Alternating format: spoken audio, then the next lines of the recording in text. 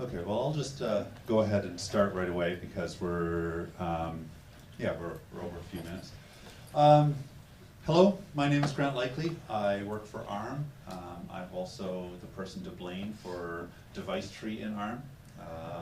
I was part of, I helped maintain the Devicetree subsystem for many years, until just about a year ago. I'm here to talk about one of the major gaps that we've had in Devicetree, which is not having any kind of schema checking or any validation.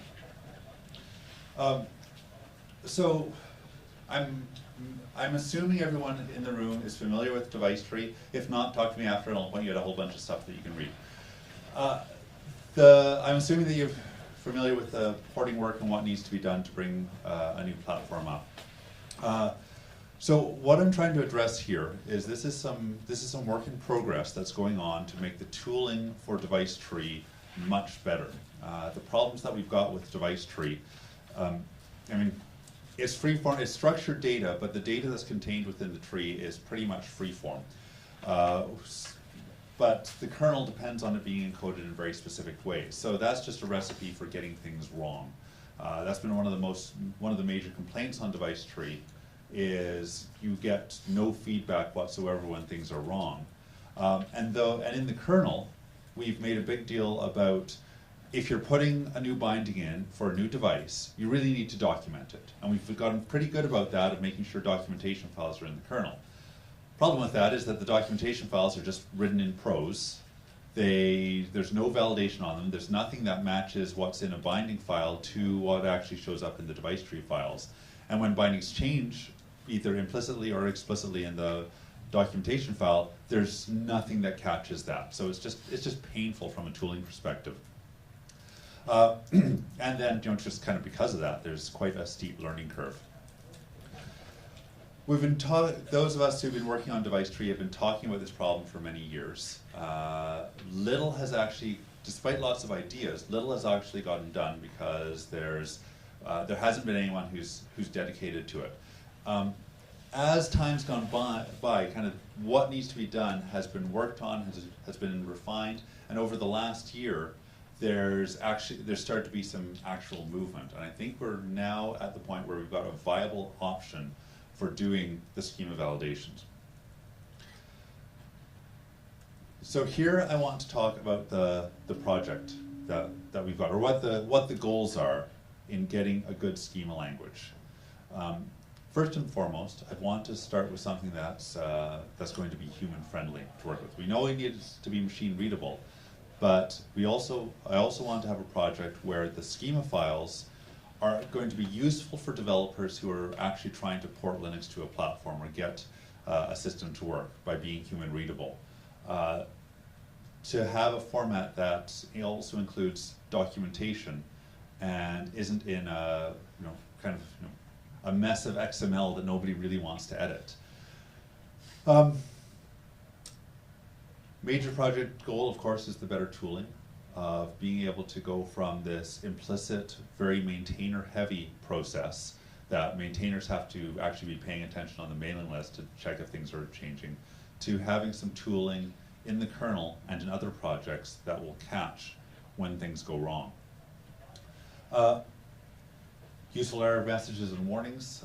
Seems silly to bring that up, but a number of the attempts to do this have ended up with very unuseful error messages that don't give you any actual information. Another goal has been to make use of existing technology as much as possible. DTC, if you're familiar with kind of the history of DTC, it is a custom language that is specifically for working with Devicetree. The DTS language, which is compiled by DTC. It's a custom tool. It was written from scratch. It works fairly well. It's been around for a long time, but it has that steep learning curve if there's nobody other than people who've worked on Devicetree who are familiar with this tool. And there's some design gotchas in the Devicetree source language just because it was written as a bespoke language, and there's a lot of didn't really know better. what I want to do here is I want to make some technology decisions that are based on existing solutions where people already have thought through and solved some of these problems. And at the same time, I really don't want to write a lot of code. There's one prototype solution that's gone out for schema that is a very large directory of C code. It was well done, but it was a lot of code, and once again, we're back into that problem of having to get your mind around what exactly the code is doing before you can start hacking on it. And then finally, right now I'm responsible for the Devicetree schema. This is a formal specification for Devicetree. It's managed by devicetree.org. For getting changes into the schema right now, it's very much like writing the binding files. You write a lot of prose, and that prose may have little or no bearing to what's actually in the Devicetree files. So the output of the schema language is I want to be able to use that to actually have generated documentation that goes into the binding, the formal specification. So what I'm talking about today, there's a prototype implementation that is shown up on GitHub that Rob and I have been working on. Wave your hand, Rob. It's based on Python 3, using YAML as the encoding language for actually storing stuff, based on the JSON schema vocabulary for doing the validation, and then integrate in with Sphinx doc for doing the documentation generation. With doing that, we've got a prototype that I'm going to show you today, and it turned out to be pretty lightweight. It is basic, it is prototype, so it's not feature complete yet, but it does the basic functionality of doing the validation. It took about 250 lines of Python code. Again, metaschema files are 250 lines, and then 250 lines of the schema files itself. So what I'll do now is I'm going to dig down a little bit into the details of how this all works and how it would work on a project. Just a couple of brief primers if you're not familiar with the languages that are here. The first one is YAML. If you're not familiar with YAML, it is a structured language, machine readable and human friendly, a superset of JSON. And it's what you would expect from it's similar to XML or HTML or any other structured encoding. It has nodes, it has lists, it has scalar types like strings or numbers. This here, I just grabbed an example straight from the YAML website. And this, if you go to the YAML website, they actually show a YAML file describing what YAML is, where you have tags and properties. And so this is an example of what would map to a dictionary in something like Python, where you have key value pairs. This would be an example of a list. Very easy to encode things into, to transcode from the structured DTS language into a YAML encoding is really easy. That turns out to be really important because in my quest to use existing tools, defining a data format in something like YAML directly maps to a data format internally with Python, which means I don't have to write new code to write a binding into a JSON schema parser. I'm able to use the existing data layout within Python. And then because YAML is a specification, it's well defined and it has built into it ways to extend it. So for some of the specific data types that we need in DT, we've got the opportunity to do that. The second one is JSON schema. JSON schema was designed for parsing and validating JSON files, but works just fine with YAML. And so I'm using the JSON schema language or vocabulary, and even though I'm using a YAML encoding. The way JSON schema works is you have two files. You have one file which is your document, your data, and another file which is your schema. JSON schema defines a process for actually going through that. So in this particular case, this one would match against, the name of this schema is person, it requires an object, and it requires that object to have the properties that it's allowed are first name, last name, and age. And then first name and last name must be there. For those ones, they have to actually match the type. And then the way that this works is it's actually nested, so that you can define multiple nested levels of what's defined in the schema. Shame Wookie isn't here. Then, Shame Wookie isn't here. is Wookie been playing with? He has. We'll talk later. No, he has only one name. Yes. So, oh, stop distracting me. Okay, so the conceptual model for the project is we want to validate Devicetree files. We want to make this friendly for engineers. There's two things that engineers are going to need to do. They're going to need to write their Devicetree files, but when they're creating new bindings, they're also going to need to create their binding files. So the conceptual model is the end result that we want to get to is a DTS file that comes out, and we've got some tooling that says, yes, that's good. To get to that, we need to have a schema file that describes the device tree. Problem with device tree is it's a complicated data structure. It's not like an address book where every single entry is somewhat the same, except for Wookie. It is, you've got every single node in the device tree has a very different schema. There's a couple of ways that we can handle that. One of the ways to handle that is to create a schema that is completely exhaustive and tries to capture every single possible variant of what a file is. Now we could probably do that per SOC, but it's trying to pull in third-party devices, and when each schema comes in, becomes really, really hard. So instead what the project does is we have a database of schema files and a set of rules that map when a schema file, which nodes a schema file should be matched against. So what the tool can do is it loads all the schema files and it will iterate through them, it'll iterate through the device tree, and then it will test each applicable schema file to that node in the device tree and give a yay nay on that. And if there's a problem with it, it will spit out an error. And then finally there's the meta schema, which validates the schema files. This is just yet another YAML file. It is, the purpose of the meta schemas is just to validate the schemas. Uses the exact same language, uses exactly the same concepts. And that becomes important because if we're getting developers to write schema files, we want to make sure the developers know what they're doing and are getting proper error messages if the schemas are incorrect. So, conceptual model, meta schema written once by the maintainers of the device tree specification or the tooling. Developers should not have to touch the meta schema. Developers write schema files for their particular device. All the schema files are automatically verified against the meta schema. And then once it passes this check, these schema files can be used to verify DTS. And then the only things that we really need to add beyond the tooling that we've inherited from JSON schema is the extra bits that apply to device tree.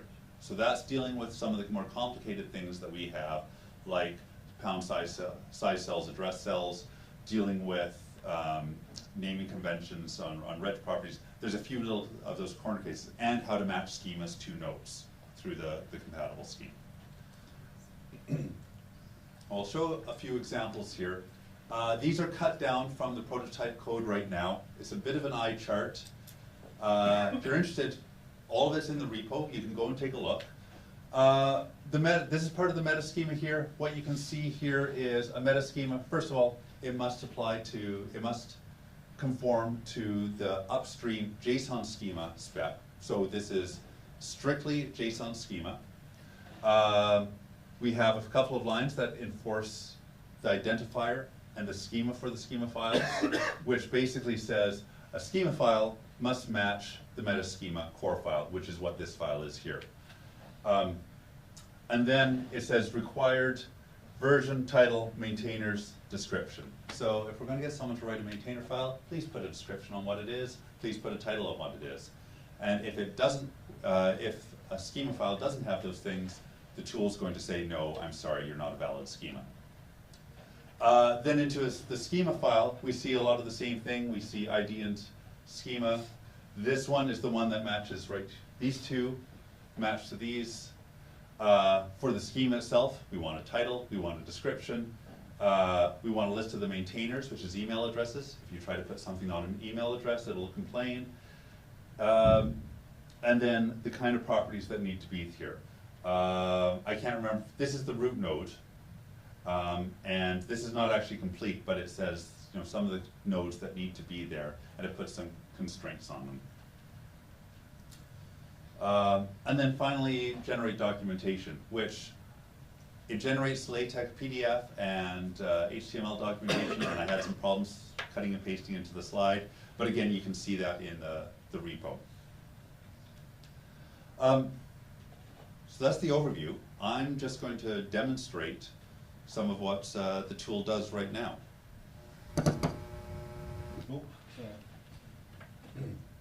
Okay, I'm going to set this here and try to talk loudly enough that it shows up on the recording. So here is, can you see that? Let me increase the size here. Is that visible enough? Okay, so this is the repository that contains all of the prototype validation code. And if you look in here, I'll start with the make file. There's a few bits and pieces in here. The tool starts with, I'll start with the test cases. And if I make test, it will just run the validate script. So this is pretty standard Python stuff. And it's actually pretty boring when I run it because it just goes through, prints a bunch of dots, and runs the tests. But if I look at the tests,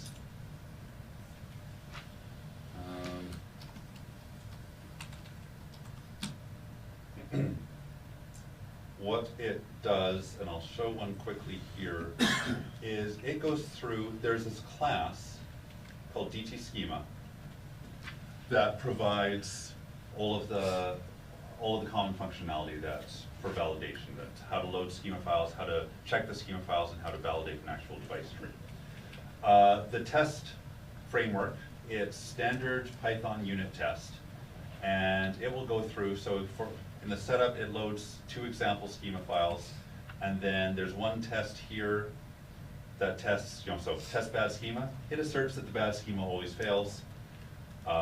Test bad properties starts with the good schema and then inserts one by one the bad properties from the bad schema, and we get a valid failure. So we've actually got some feedback here on whether or not the schema validation actually works or if it's just passing silently. What gets more interesting is running the actual tool. So the first tool is DT doc validate. If I pass into it,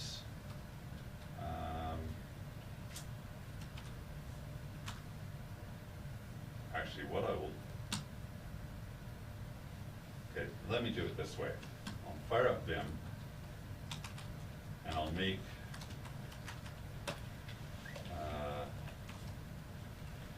I did that wrong.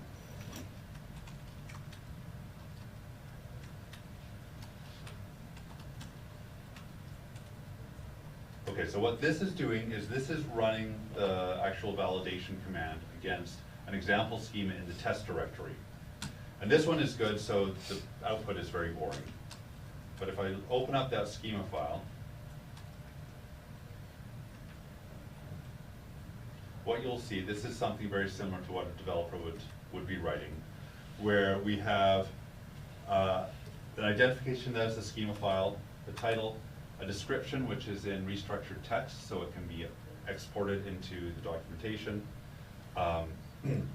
the actual constraints that go with this particular schema file.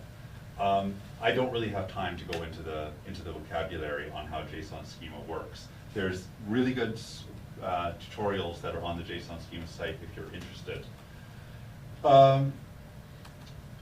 What you can see with this one is compatible.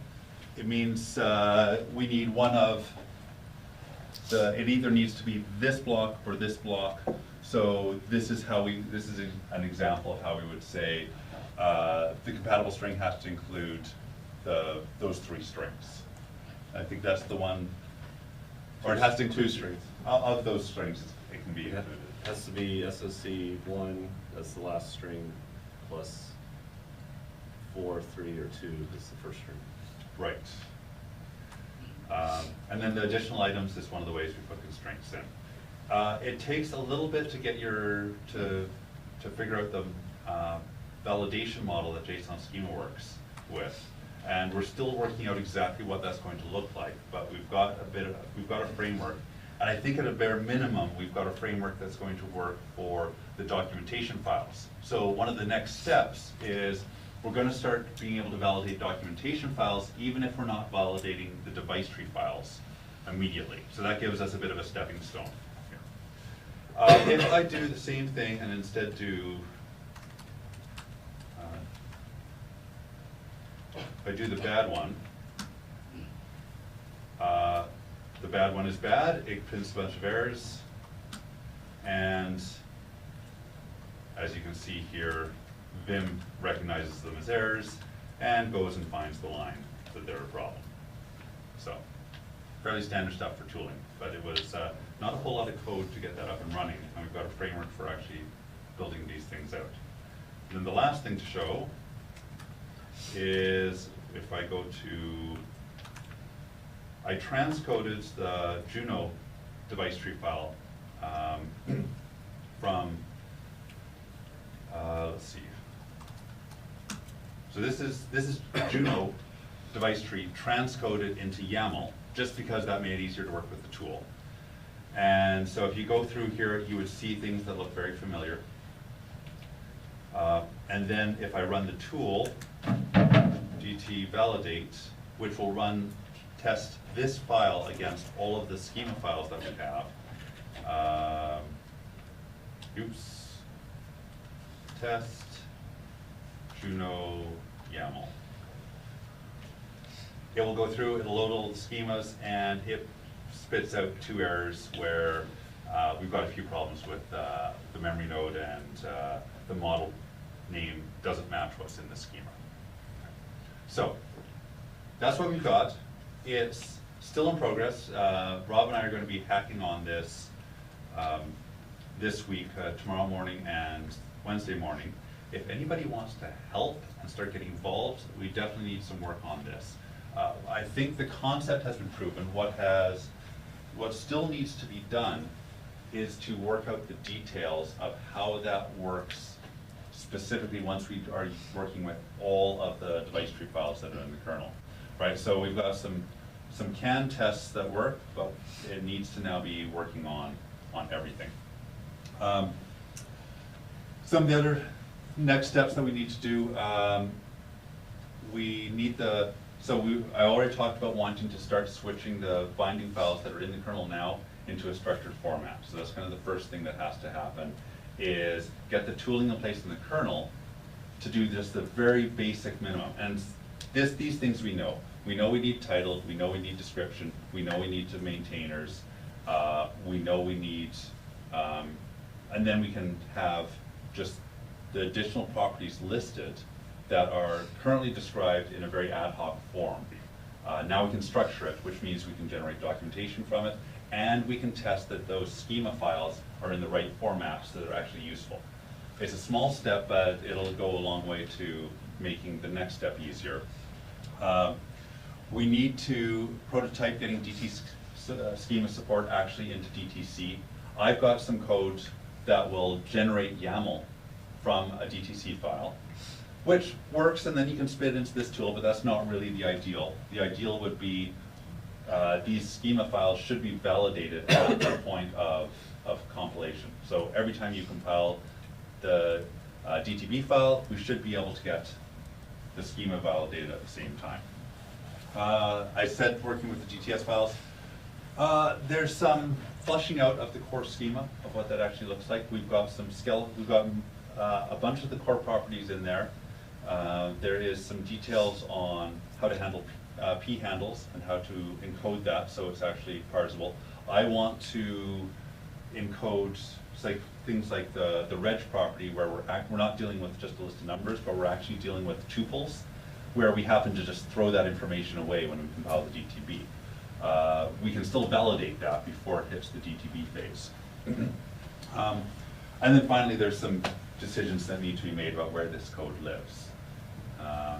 This this is, as a prototype, it's on GitHub in just a personal repo. In short order, would like to start moving it into a real place. And that's it. That's where things are at with schema validation. Questions?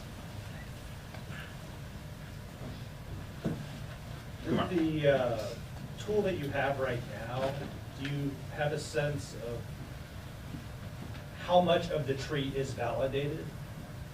Like, I don't know, if the schemas that you have in place and so forth, how much, is every node, every property in the Juno, YAML?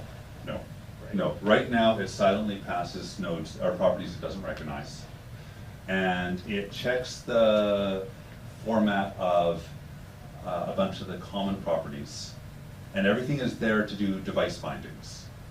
But there's none of the device binding files have actually been ported over. There's also a framework there for starting to trace which nodes have been validated and which haven't. Because that's one of the big things that needs to be there, is if a node doesn't have a schema file that's validated it, then that should be raised as a warning. The framework's there, but it's not turned off. Dave? So, next level thought, and I don't know that this is a practical thing to do. So, the next level thought, I don't know how practical this is to do, but in addition to the meta schema, the schema, the device tree file, it seems like there would also be a way, no, not necessarily a way, but a way, how would we compare the schema to the C code? The C code in a sense is defining what is allowed in the device tree. That's what works. Yes. I don't see a practical way of implementing that. I just wanted to kind of point that out as an interesting. So from one angle, if the schema won't let you generate the data in that format, then you're always going to mismatch with the driver. On the other side, because there's always going to be, the schema probably permits more than it should. Mm-hmm. It doesn't lock it down to the only the things that will work, just because that's not how schema validation is. We do our best to narrow it as much as possible, but there's going to be gaps there. That's a good question. I have not thought of how you could link that in with the C source. Well, the other way to look at it is that the DTS files are probably mostly correct. And we started on this a couple of years ago, and then it stopped. But back then I had done some work for converting the binding documentation, matching that up with DTS files and extracting from the DTS files like what are all the properties for that binding, and then automatically inserting those into the binding documentation or schema files. Yeah. You could possibly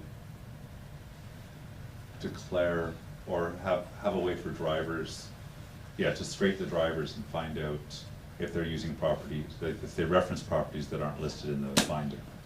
Yeah, there's simple checks you could do, Yeah. like does it do a get on a property that's not mentioned, Yeah. or that kind of thing. So last week at ELC, there was a demonstration of what you actually checked which nodes in the device tree and which properties were actually used in a running kernel. That could probably be used. That's true. Okay, who presented that? So it was part of the device tree general presentation at ELC. Oh, okay. Frank was there, wasn't he? So Yeah, I think I'll ask it was Frank. actually Frank who presented it, but I don't think it was his code. Okay. So there is the code that Pantelis wrote that it's quite functional. It's got a lot of the stuff, but it's a big block of code, and it's a new language to actually do the validation. So that's the competing solution.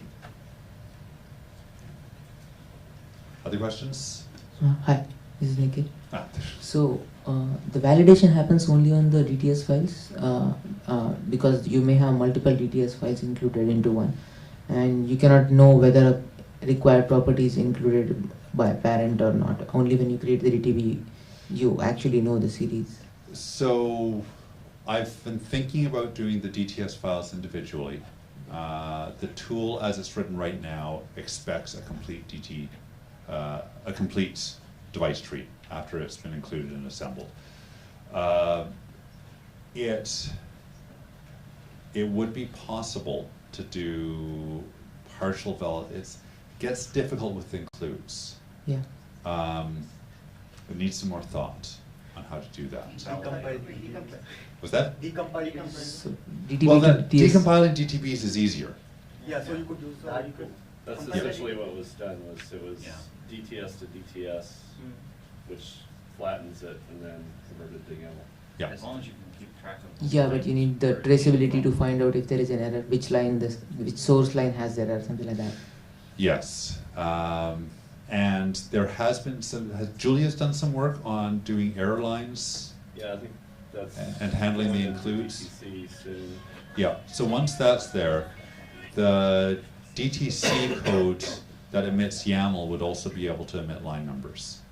And so we could map all those line numbers and file names straight through to the YAML output. Well, to the YAML one of the things I'm thinking about is doing the linking libftT or DTC into Python, where it calls out to Python and exposes an object model that includes the line numbers. So that it would all plumb through. Yeah. What about the performance? How long will it take to run this? Not doing the whole kernel tree, so it takes a moment to load all of the schema files and to load the Python interpreter.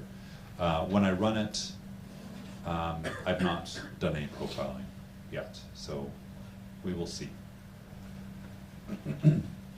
And that comes down to whether or not we can run it on every kernel build, or if it is something that we do, regularly on the full kernel tree.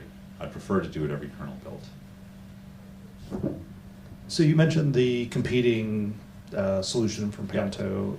What's necessary, or how do we get to either a resolution on which direction we're going? What's left as gaps on. I mean, you had the slide up with a bunch of stuff that needs to be done, but what's necessary to kind of feel confident? I think we need to be settled on the language. I actually don't care a huge amount about the implementation, but I want the language to be well sorted. The one that's actively being worked on will win. Pretty much. Anything else? All right. Thank you very much. Slide.